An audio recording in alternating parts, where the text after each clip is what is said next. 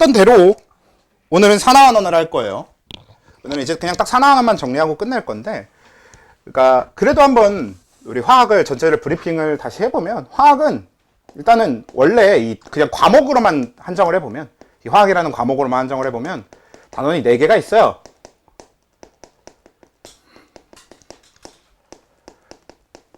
우리는 2단원 빼고 다 했습니다. 1단원이 양적 관계, 몰과 관련된 이야기가 있었던 거기 우리 제일 처음에 당연히 수업했었던 제일 처음에 했던 내용이고요. 3단원이 아까 잠깐 얘기 나왔던 르 샤틀리에 나오는 그거, 그러니까 화학 평형하고 평형 이동하고 평형 상수가 나오는 거, 이게 아마 가장 이질적이고 어려웠을 확률이 높아요. 왜냐면 전에 화학 특강을 들어보셨던 분들도 처음 듣는 내용일 거니까. 이게 기존에 화투에 있다가 내려온 내용이라서. 그래서 요거를 나머지는 당연히 그냥 여러 번 들어보셨을 수도 있고 이번에 처음 듣는다고 하더라도 그렇게까지 어렵게 다가오진 않았을 텐데, 3단원이 가장 생소하고 어렵게 다가왔을 확률이 높기 때문에 3단원을 좀 잘 기억해 주시면 좋을 것 같아요. 조금이라도 더. 그냥 르 샤틀리에 모시기 이렇게 기억하지 마시고 그래도 그 안에 어떤 내용이 있었는지 좀 기억을 하고 있는 게, 왜냐면 당장 잘해야 되는 건 당연히 아니고, 근데 그때 가서 잘해야 될 때 여러분들이 들어봐서 알잖아. 만약에 여러분들이 그때 처음 듣는다면 지금 여러분들 르 샤틀리에 듣고 뭔 소리인지 모르겠는 감정을 그때 처음 느껴야 되는 거잖아요. 그러니까 지금 조금이라도 더 기억해서 그때 가서 조금 더 잘할 수 있게 만드는 게 우리 특강의 가장 큰 목표잖아. 그렇죠? 그래서 3단원 내용을 좀 잘 기억해 주시면 좋겠고, 4단원은 내용이 별게 없었어요. 사실 4단원은 그냥 계산 문제를 내기 위한 파트입니다. 어떤 내용적으로 깊게 다룰 만한 내용은 없어요. 그렇다 보니까 4단원 산염기와 관련된 내용들은 통합과학과 어차피 다 연결이 되고요. 여러분들 통합과학 잘하시면 화학의 4단원은 당연히 자연스럽게 잘하게 됩니다라고 하면 거짓말이에요. 구라긴 한데 그래도 자연스럽게 잘한다까지는 아니어도 통합과학에 있는 화학 파트 산염기를 잘한다는 4단원을 잘하기 위한 그래도 필요 조건쯤은 될 겁니다. 네, 그래서 이렇게는 됐는데, 그래서 오늘 우리가 다룰 내용은 화학이라는 과목에 있는 내용은 아닌 산화환원에 대한 내용을 좀 다뤄보려고 해요. 뭐 이거는 이제 지난번에 얘기했던 것처럼 장쌤의 요청이 있었어요. 여러분들이 통합과학에서 산화환원을 해야 되기 때문에 산화환원을 그래도 여기 특강에서 한번 다뤄달라라는 요청도 있었고요. 그리고 어차피 화학이라고 하는 이 2학년 1학기 과목이 아니고 여기서 좀만 넘어가도 산화환원이라고 하는 건 계속 등장하는 굉장히 메인 주제거든요. 우리 화학 반응에서 산화환원이라고 하는 건 굉장히 중요한 영역이기 때문에, 그래서 이왕이면 그냥 다뤄봅시다. 근데 얘도 기본적으로 얘기할 건 굉장히 얼마 없어요. 산화환원 이미 아는 내용이 꽤 있잖아. 산화는 뭐죠? 그쵸, 맞아요. 산화라는 거는 산소와 반응한다. 환원이라고 하는 건 뭐예요?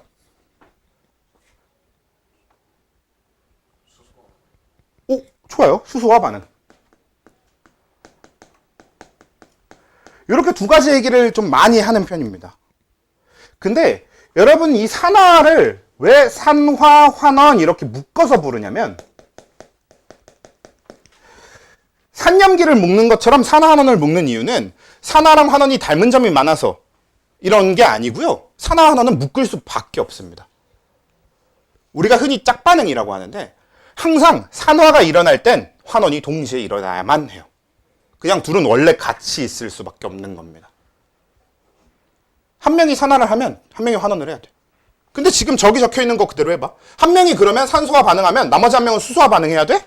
라는 말은 좀 이상하지 않아요?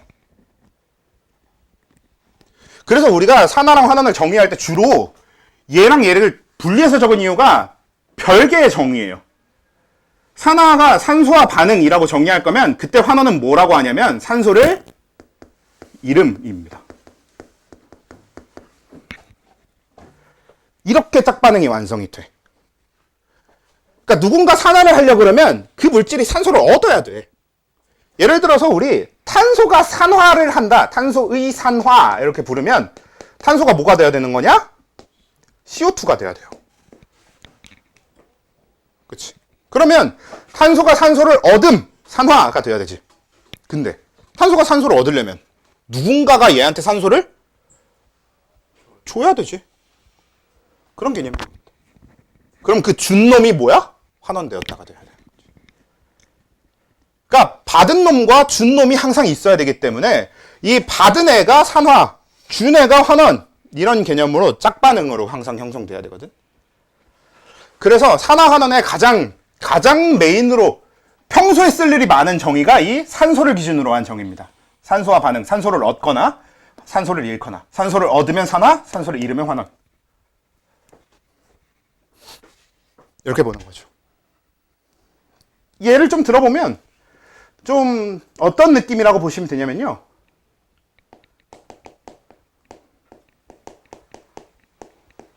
아, 이거 식이 너무 복잡해서 좀 그렇다. 뭐가 좋고, 아닌데. 굴인데. 그냥 이걸로 합시다. C 더하기 O2가 CO2가 되는 거. 자, 이러면 우리는 어떻게 보면 되냐면, C 입장에선 C가 CO2가 됐기 때문에 얘가 산화됐다라고 얘기할 수 있는 거 맞거든요. 그럴 때 우리는 O2가 환원됐어요. 근데 이거 납득돼? 납득이 왜 안 돼? 그치? O2가 그냥 O2인데 산소를 뺏겼다라고 보는 게 좀 애매하지 않아? 이거는 우리가 사실 이 단원을 해보고 왔으면 좀 좋긴 한데 아니어도 지금 그리면서 그냥 이해를 해보면요. O2라고 하는 건 원래 어떤 구조냐면 산소와 산소가 결합되어 있는 구조거든. CO2는 어떤 구조냐면 탄소와 산소가 결합된 게 두 번 있는 구조예요. 그럼 산소 입장에선 여기서 이게 됐거든? 그럼 여러분들이 산소 입장이야. 그러면 나는 산소랑 붙어 있었는데 이젠 뭐랑 붙어 있어? 탄소랑 붙어 있지. 그럼 이 산소는 산소를 잃은 게 맞죠? 그치? 난 분명히 산소랑 결합해 있었거든. 근데 이제는 탄소랑 결합되게 됐으니까 나는 산소를 잃었어. 맞는 거예요. 내가 잃은 산소는 저쪽에 가서 결국 얘도 탄소랑 결합할 테니까. 내 손을 잡고 있던 애가 내 손을 놓고 중간에 뭐가 꼈어. 그래서 나는 이 중간에 낀 애 손을 잡고 있게 됐고 내가 뺏긴 산소도 저쪽 가서 얘 손을 잡고 있는 거죠. 그럼 나는 나랑 내 손 잡고 있었던 그 산소를 잃은 거 맞잖아.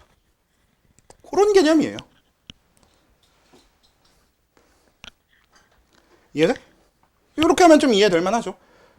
물론 아주 단순하게 그냥 한 명이 산화했으니까 한 명이 환원해 이렇게 보는 것도 당연히 아무 상관없어요. 사실은 그냥 뇌 빼고 그냥 그렇게 보는 게 제일 좋지. 근데 한번 과학적으로 왜 O2는 산소를 잃었다라고 얘기하는가를 얘기해보면 좋다.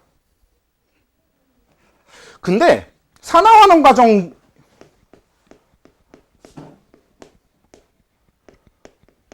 자 그럼 얘는 산화환원이야 아니야? 일단 저 정의로 보면 아닌 게 맞아요. 그렇죠? 지금 누구든 산소를 얻거나 산소를 잃지 않았거든. 근데 얘는 산화환원 반응입니다. 그래서 아까 얘기한 환원이 수소와 반응한다라는 사실이 굉장히 중요한 사실인 겁니다.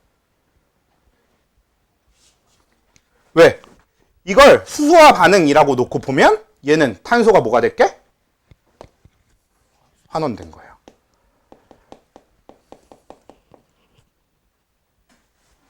실제로 탄소가 수소랑 반응한다는 건 환원 반응이에요.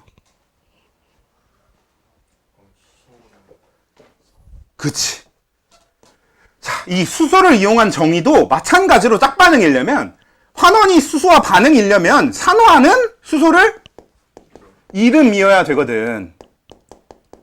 그리고 그러면 여기서도 아까랑 똑같아. 수소끼리 원래 손을 잡고 있었어. 근데 얘는 이제 어떻게 된 거야? 수소끼리를 떼어놓고 중앙에 탄소가 들어와서 모든 수소는 탄소랑 손을 잡게 되는 거지.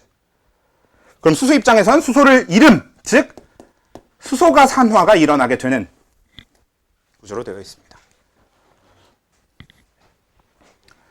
그래서 수소를 잃음, 수소를 얻음, 수소와 반응 이런 정의가 있어요. 이해했습니다.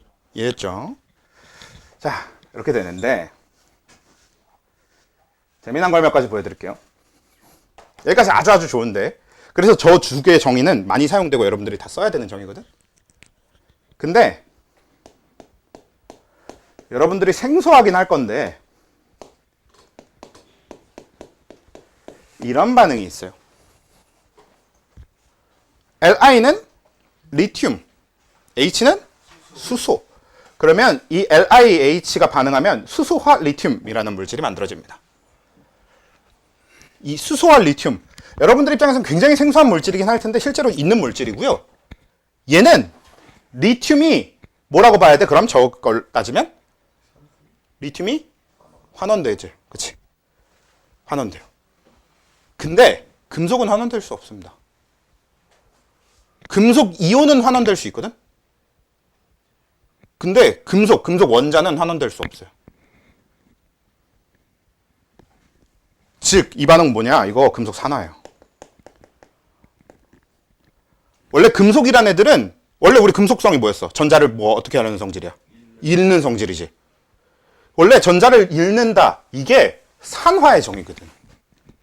실제로 지금 여기 보면 리튬은 산화되는 거지 환원될 수가 없어요. 애초에 모든 금속은 다 산화만 될 수 있어요. 금속이 환원되려면 이미 금속 이온이었던 게 이온 아닌 걸로 바뀔 때만. 그러니까 금속 이온은 환원할 수 있어. 근데 금속은 환원은 못해. 그래서 이거 산화고요. 이거 환원입니다. 또 재밌는 거 하나 더 있어. F2랑 O2가 반응하는 경우. 요거는 이렇게 해서 이 OF2가 두 개 만들어지거든요. 자, 이러면 이거 원래 뭐예요? 이거 뭐야? 플로린이 뭐가 된 거야? 산화된 거지.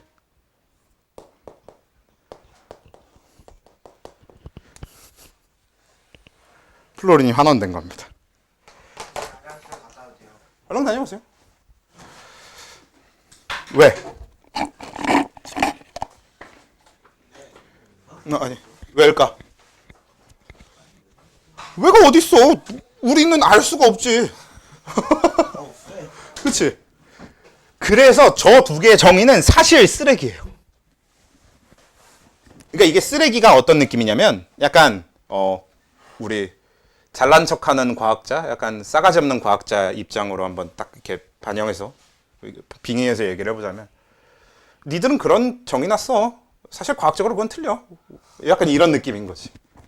그러니까 쟤네들은 사용하기에는 너무 좋아요. 그래서 일반적으로는 많이 쓰이긴 합니다. 근데 과학적으로는 아주 불안정한 정의들이에요. 지금 보이는 것처럼 수소와 반응해도 산화인 경우, 산소와 반응해도 환원인 경우들이 있거든. 그래서 결국 과학적으로 이 두 개의 정의는 그냥 어떨 땐 편하게 쓸 수 있으니까 조금씩 쓰지 뭐 정도의 수준인 거고, 과학적으로 산화와 환원은 세 번째 정의, 전자에 의한 정의만이 제대로 된 정의입니다. 그리고 실제로 산화와 환원의 진짜 정체는요, 전자를 잃으면 산화고 전자를 얻으면 환원이에요.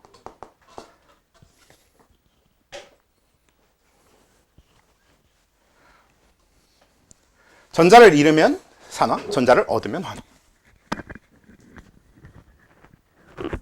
이게 아주 중요한 포인트가 됩니다.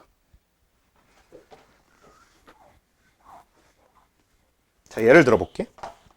실제로 산소나 수소가 다 없는 산화환원 반응을 하나 예를 들어보면요, Na 두 개와 Cl2가 반응해서 NaCl을 만들어 봅시다. 자, 얘는 뭐예요? 요게 Na 플러스랑 Cl 마이너스 이렇게 합쳐진 이온 결합 물질이지. 그치? 그치? 그러면 요 두 개가 반응해서 얘가 만들어지는 과정은 얘는 Na 플러스가 만들어져야 되고 얘는 Cl 마이너스를 만들어야 돼요가 돼요. 그러면 Na가 Na 플러스가 되려면 전자를 잃어. 즉 산화가 되는 거고, Cl이 Cl 마이너스가 되려면 전자를 얻어야 돼요. 환원이 돼야 되죠. 이게 정확한 산화환원의 정의라는 뜻입니다. 그리고 이걸 보고 나니 이온결합 물질 산화환원은 여러분들 다 할 수 있을 것 같지 않아요? 그치? 다른 거 하나 또 더 해볼까? 만약에 Mg랑 O랑 반응시켜볼까요? O2. 이렇게 반응한다고 치면 MgO가 만들어질 건데 뭐 자세히 안 적어봐도 누가 산화하고 누가 환원하겠어? 얘가 산화하고 얘가 환원할 겁니다. 어차피 금속은 원래 전자를 버리고 싶어 할 거고 비금속은 원래 전자를 얻고 싶어 할 거거든. 그 실제로 그냥 원래 뭐라고 하냐면 금속성이 산화하려는 성질이고 비금속성이 환원하려는 성질이에요. 그거를 산화환원이라는 개념이 잡히기 전에 설명하느라 전자를 잃으려는 성질, 전자를 얻으려는 성질이 있다는 거로 설명하고 있었던 거지. 실체는 금속성 자체가 산화 성질, 비금속성 자체가 환원하려는 성질입니다. 이해돼요? 자, 그래서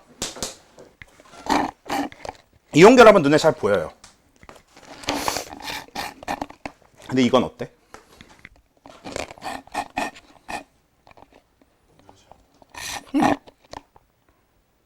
공유결합이라는 건 원래 어떤 개념이야? 전자를 공유하는 개념이지. 그럼 어떤 의미로는 둘 다 얻은 거고 어떤 의미로는 둘 다 잃은 거거든? 근데 사실 공유라는 개념은 우리가 공유했다는 걸 둘 다 잃었다고 봅니까? 보통 둘 다 얻은 걸로 보는 게 좀 더 맞겠죠. 그러니까 둘 다 얻은 걸로만 보면 둘 다 환원됐어야 되는 게 맞는 것 같거든? 근데 아니잖아. 심지어 이건 기존에 있던 정의로도 설명할 수 있었던 거예요. 근데 오히려 얘네 전자로 설명하려니까 어렵거든. 그래서 그냥 기존 정의를 섞어서 써주기도 합니다. 근데 그래도 우리는 과학하는 사람들, 과학하려는 사람들이니까 좀 자세히 알아야 될 거 아니에요. 자, 여기에는 아주 재미난 개념, 이 단원을 조금 가져오게 되네요. 전기음성도라는 개념이 있습니다.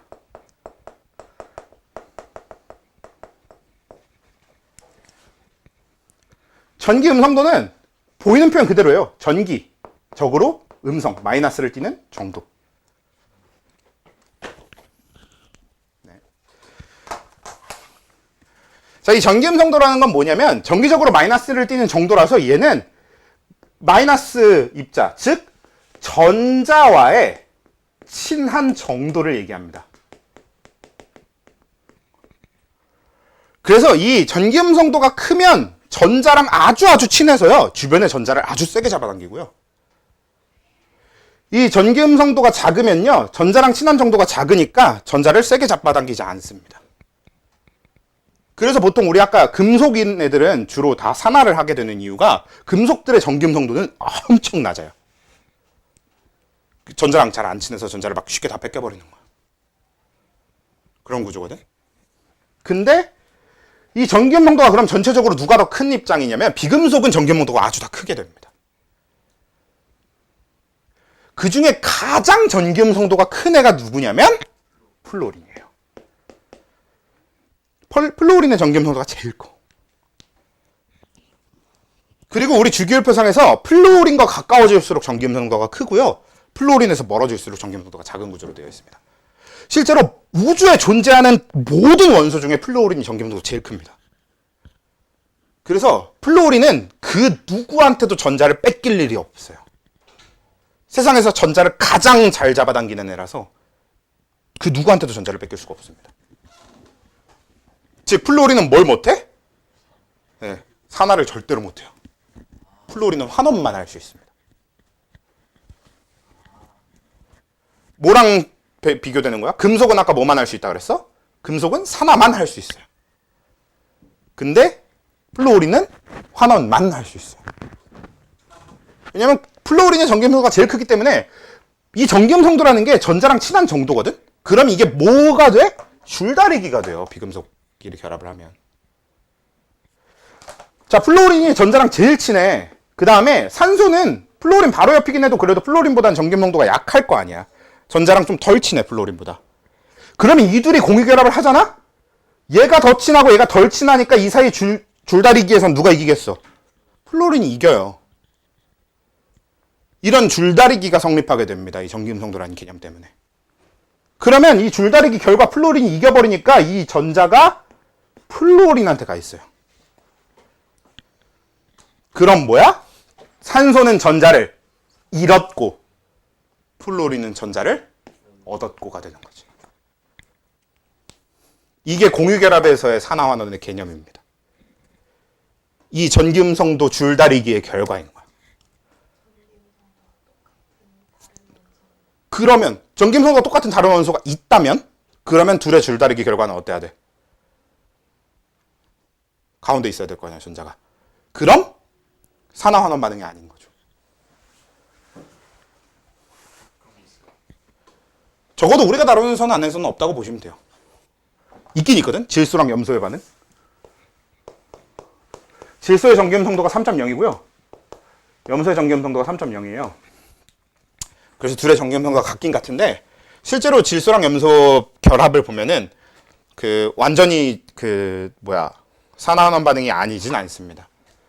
그러니까 완전적으로 완전한 전기적 중성을 띠진 않아요.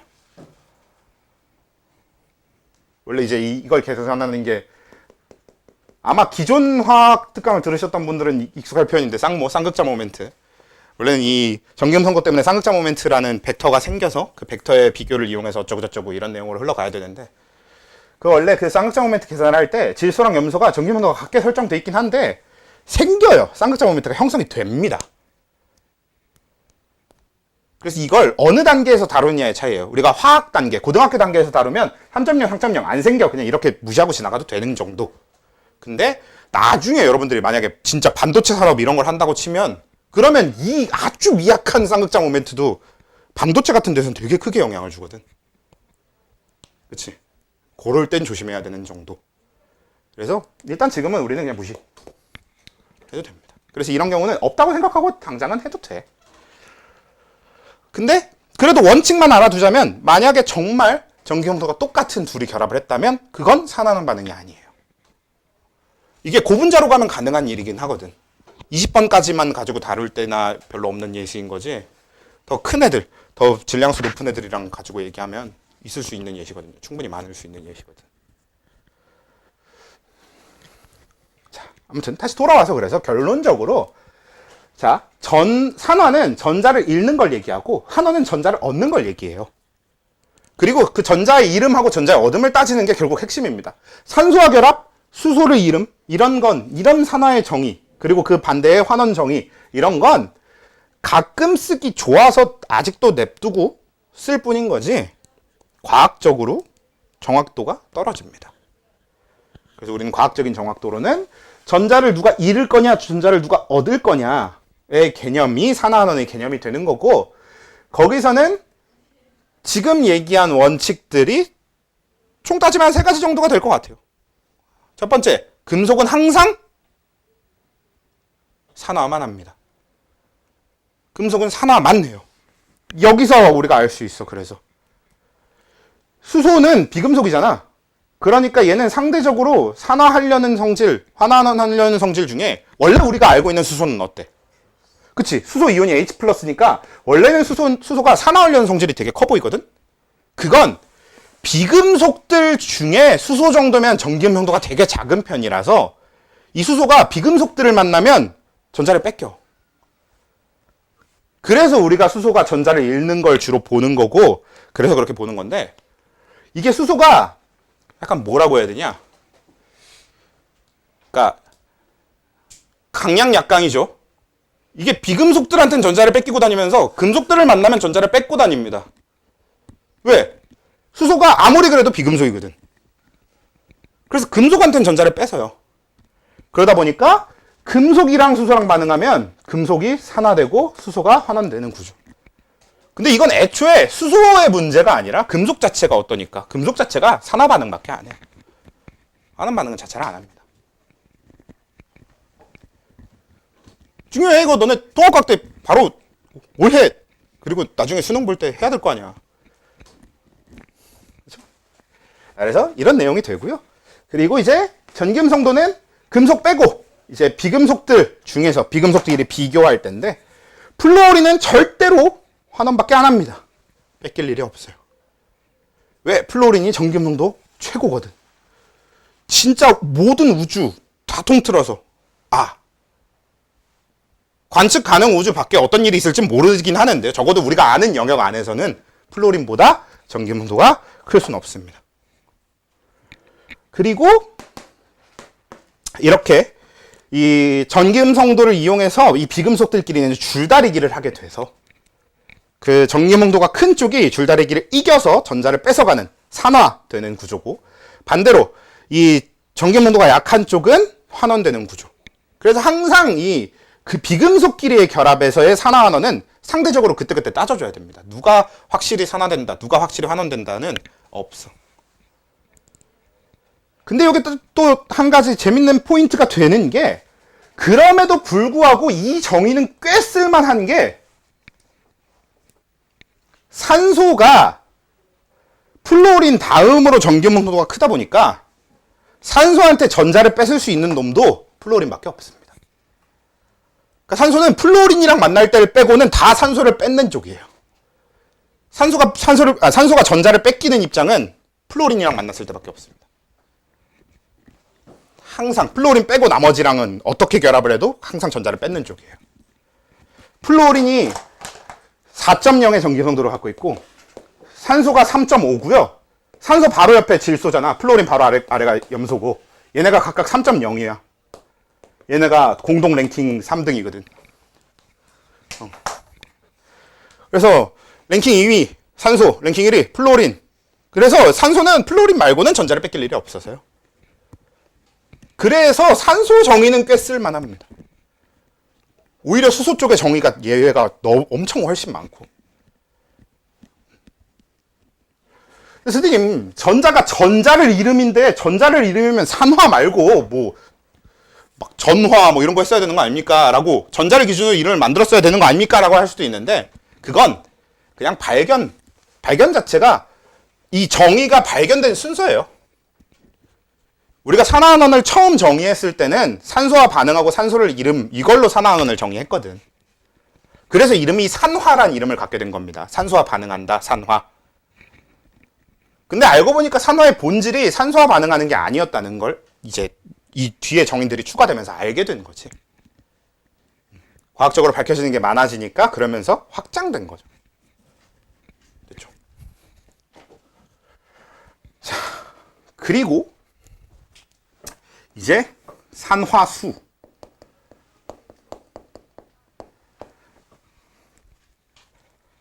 이건 쓰기 편한 겁니다. 일단은 산화환원이 이해된다라는 전제 안에서 산화수에 대한 이야기를 해야 되거든. 그치? 산화라는 건 전자를 잃는 걸 얘기하고, 환원이라는 건 누가 뭔 말 하지 않았어? 몰라? 화장실 간다 그러지 않았어? 몰라, 죽었나 보지. 자, 그래서 산화란, 환원이란 이런 개념 일단은 저렇게 되는데, 뭐시기냐? 뭔 얘기하고 있었지? 아, 맞아. 이걸 다 이해하고 있다는 전제 안에서 우리 이 산화환원 개념을 쓰는데 가장 적합한 방법, 좀 편하게 쓰는 방법, 우리가 누가 산화를 했고 누가 환원이 됐는지를 알아내기 되게 제일 쉬운 방법이 뭐냐면, 저 산화수라는 걸 이용하는 겁니다. 자, 이제 산화수는 뭐냐면 사용하기 쉽게 만들어진 개념인데요.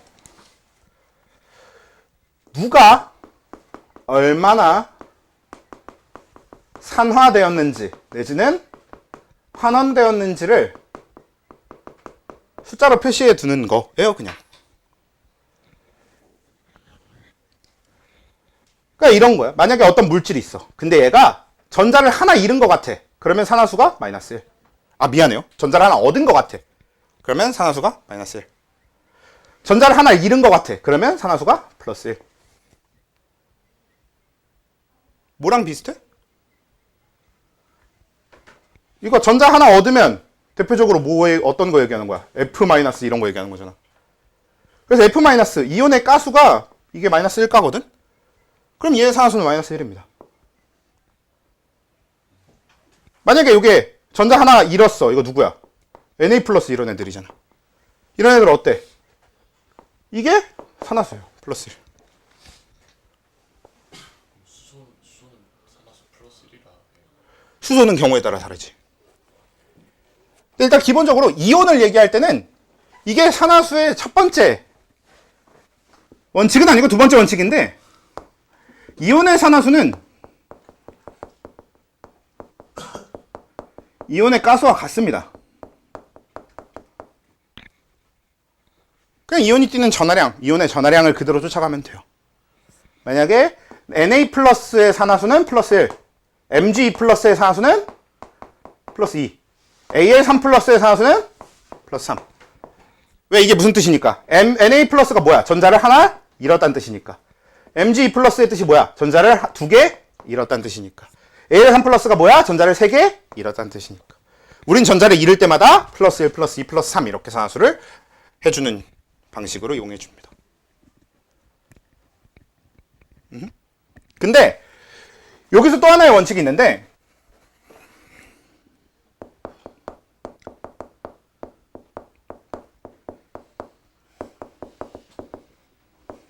당연한 겁니다, 이거. 시그마 같네요. 중성 입자의 산화수는 0입니다. 그러니까 예를 들어서 그냥 나트륨, 얘 산화수가 몇이게? 0. 왜냐면 그냥 나트륨 덩어리는 아직까지 누구한테도 전자를 뺏기지도 않았으니까. 그래서 중성 입자의 산화수는 다 0이에요. O2 산화수 몇이게? 0. 플루오린 산화수 몇이게? 0. 그냥 이런 겁니다. 그냥 중성 상태의 입자의 산화수는 항상 다 0이고요. 이온의 산화수는 그 이온의 가수, 이온의 전하량을 그대로 쫓아갑니다. 그리고 산화수 자체가 의미하는 바는 플러스일수록 전자를 잃었다는 뜻인 거고, 그 플러스 몇이냐에 따라서 그만큼 전자를 잃은 거고, 마이너스일수록 그만큼 전자를 얻은, 우리가 기존에 사용하던 이온의 전하량 표기하는 방식과 거의 비슷합니다.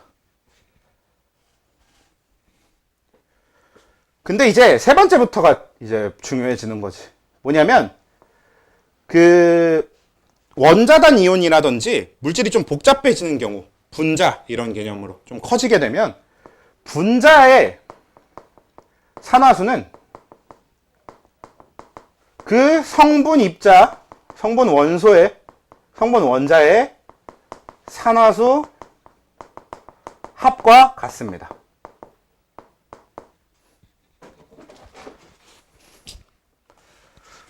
제일 간단한 것부터 볼게.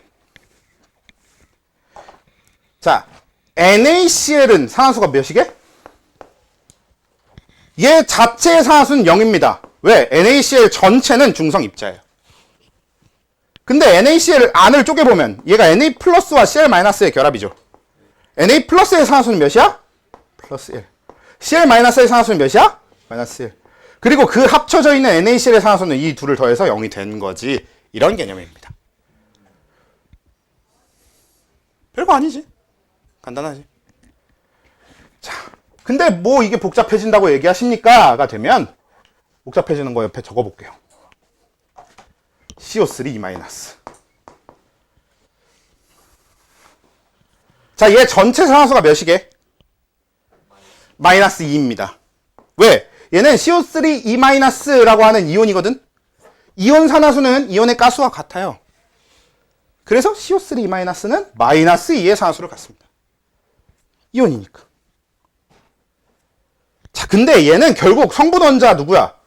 탄소와 산소의 결합으로 이루어져 있는 거거든.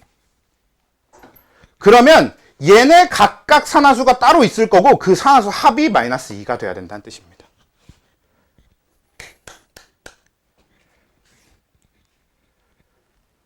그래서 우리는 그 과정에 뭘 구하게 되냐면 산소의 산화수는 마이너스 2고 그래서 탄소가 플러스 4네를 구하게 될 겁니다. 그래야 마이너스 2가 되니까. 왜요? 산소가 마이너스 2씩 3개잖아요. 그래서 산소는 하나의 산소가 마이너스 2의 산화수를 띠는데 그게 총 3개라서 산소 때문에 생기는 산화수가 마이너스 6. 그럼 탄소가 플러스 4여야지 전체 산화수가 마이너스 2가 되겠구나. 돼요? 이런 이제 덧셈 뺄셈 같은 단순한 걸 이제 이용해 줘서 산화수를 구하는데 써먹으려고 이 원칙들이 존재하는 겁니다. 근데 선생님 이거 산소가 마이너스 2인 건 어떻게 알 건데요? 어떻게 하는 거게? 이건 사실 여러분들이 알려면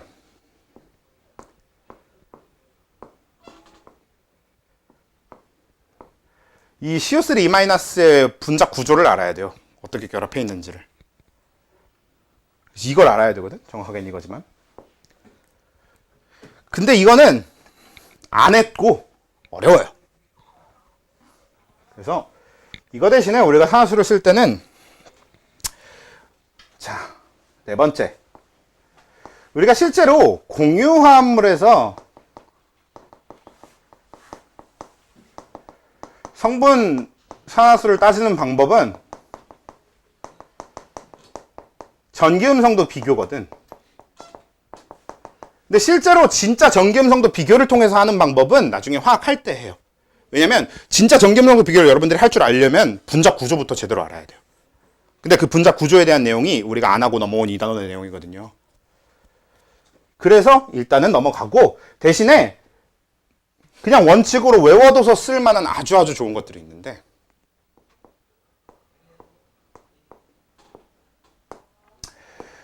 산소의 산화수는 마이너스 2입니다.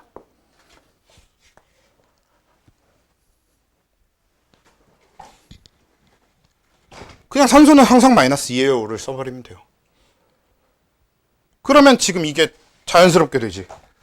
다시 이렇게까지는 CO3-는 전체가 2-니까 마이너스 2의 산화수가 돼야 돼. 얘가 전체가.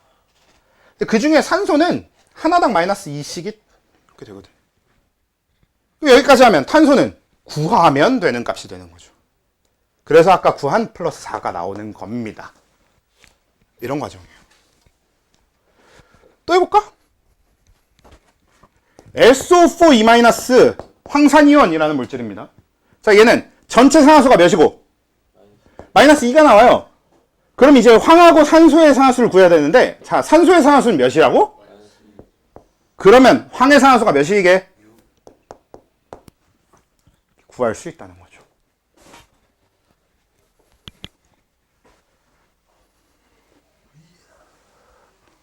요게 산화수입니다. 산화수를 알면 산화환원이 아주 편해져요.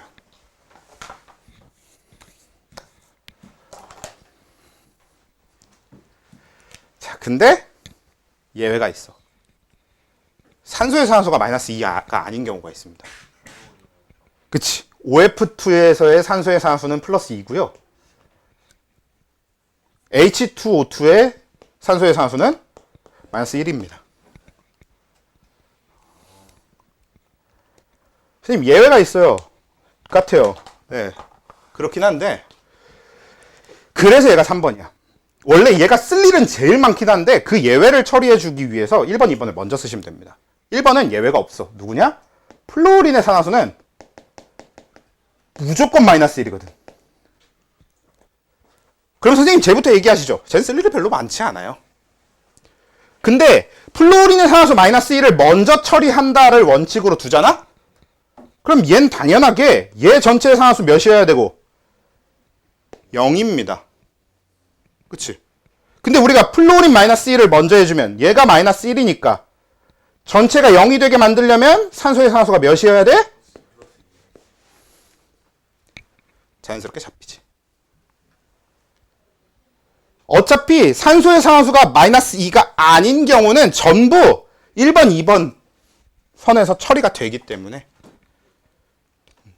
그래서 예외를 외우기보다는 1번, 2번이랑 엮여있지 않으면 산소는 마이너스 2로 놓고 하면 돼. 그냥 이렇게 생각하면 되는 거죠. 실제로 쓸 일이 제일 많은 건 산소의 산소가 마이너스 2인 겁니다. 그 다음 얘는 수소입니다.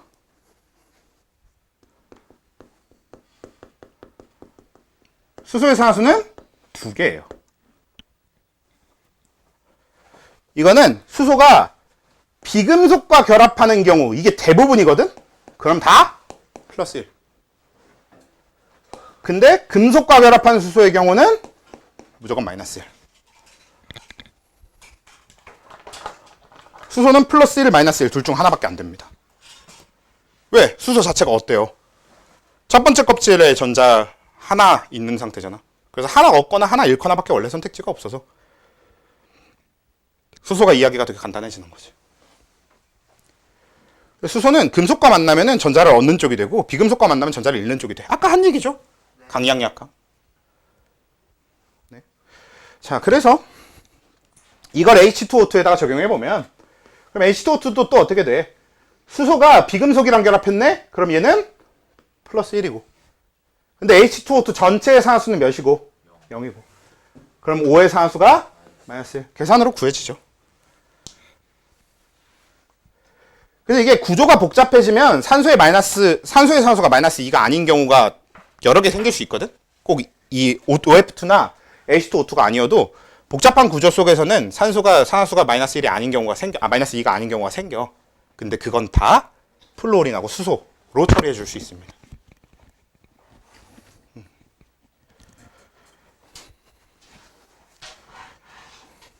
됩니까? 그래서 저기까지만 기억하시면 돼. 당장 우리는 딱 요렇게만 원칙으로 기억해주고 있으면 돼요. 여기서 선생님 근데 만약에 이온 결합도 아니고 플루오린, 수소, 산소도 다 없는 공유결합 물질이면 어떻게 해요? 지금 우리 실력으로 못하는 거죠. 그건 이제 나중에 연습하면 돼요.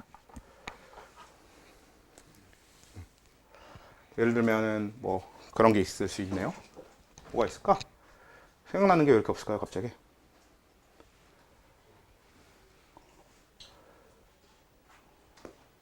CCl4 이런 거 있겠네. CCl4는 사염화탄소라는 물질입니다. 사염화탄소, 저거는 많이 써요. 되게 많이 쓰이는 물질이에요. 답부터 얘기를 해보면 CCl4는 산화수가 잠깐 보자. 2.5랑 3.0이니까 CL이 마이너스 1의 산화수를 가지니까 산소가 플러스 4의 산화수를 갖네요.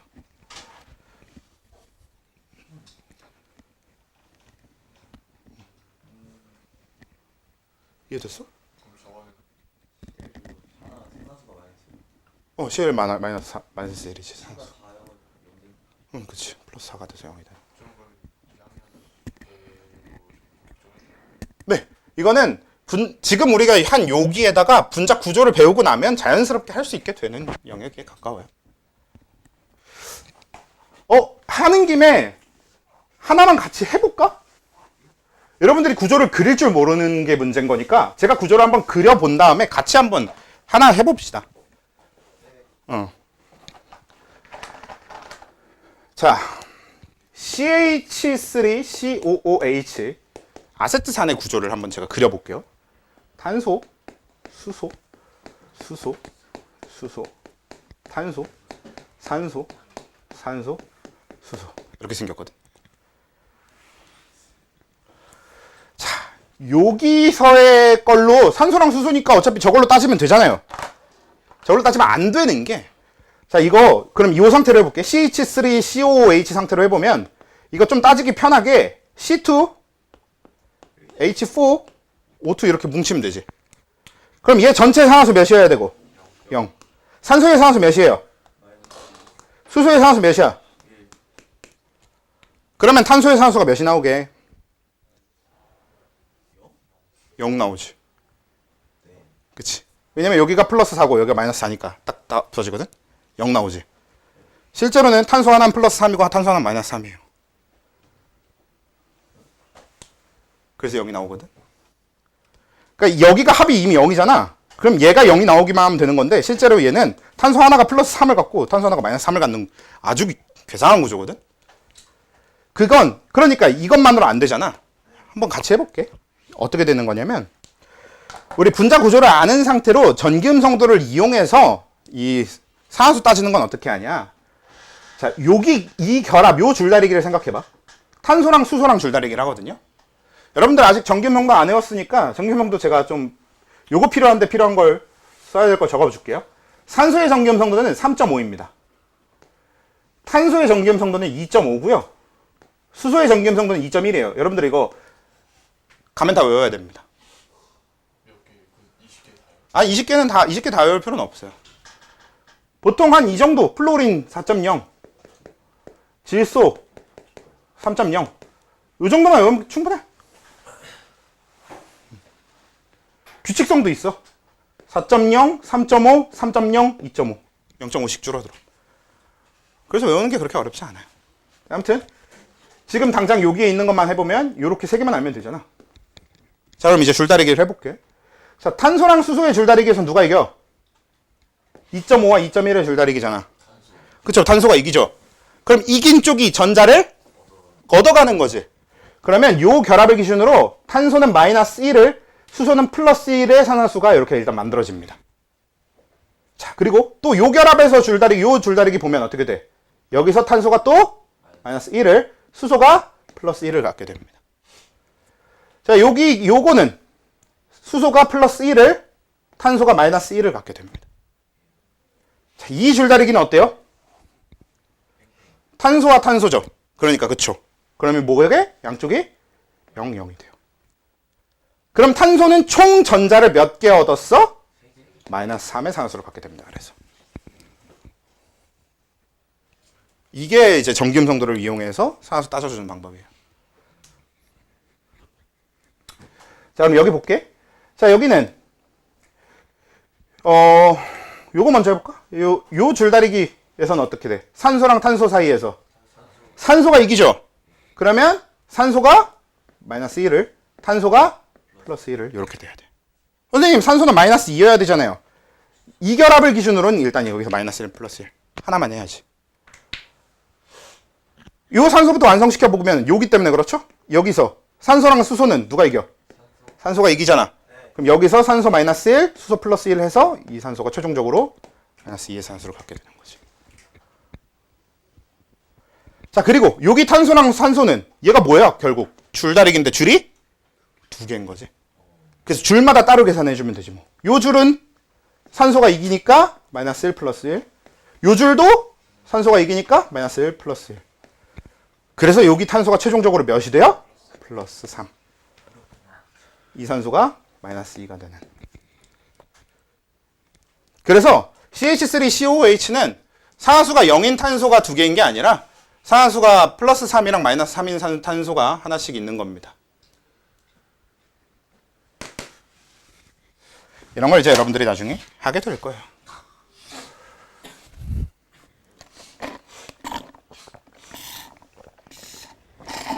마지막 날이에요. 네. 그래요? 네. 마지막 날 빨리.